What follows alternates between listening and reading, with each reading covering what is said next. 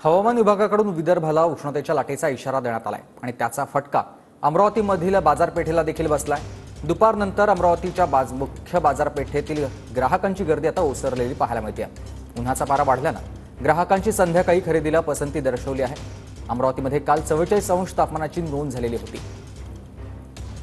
सध्या तापमानाचा पारा चांगलाच वाढलेला आहे। अमरावतीचं कालचं तापमान 44 अंशावर गेलेलं होतं आणि आज पुन्हा जे आहे ते पुन्हा तापमान जे आहे ते मोठ्या प्रमाणावर वाढलेलं आहे। नवतपाला जे आहे ते सुरुवात झालेली आहे। पुढचे 9 दिवस जे आहेत ते मोठ्या प्रमाणावर तापमान असणार आहे आणि या वाढत्या तापमानाचा परिणाम जो आहे तो अमरावतीच्या बाजारपेठेमध्ये झालेला आहे। आपण जर आता बघितलं तर 12:30 वाजले आणि 12:30 वाजता जर आपण पाहिलं तर बाजारपेठा ज्या आहेत त्या ओस पडलेल्या आहेत। अमरावतीमधील महत्त्वाची ही बाजारपेठ आहे। 26 तारखेपर्यंत उष्णतेची लाट विदर्भामध्ये सांगितलेली आहे, परंतु पुढचे काही दिवस आणखी उष्णतेची लाट अशीच कायम राहणार असल्याचा अंदाजही दुसरीकडे हवामान विभागानं वर्तवला। आपण दृश्यांमध्ये बघू शकतो मोठ्या प्रमाणावर जे आहे ते बाजारपेठा सध्या ओस पडलेली आहेत। मुख्य बाजारपेठेमधली जी गर्दी आहे ती कमी झाली आणि दुसरीकडे पाण्याचा दुष्काळ जो आहे तो मोठ्या प्रमाणावर वाढलेला आहे। मेळघाटमध्ये देखील पाणी टंचाईचा प्रश्न पुन्हा निर्माण झालेला आहे।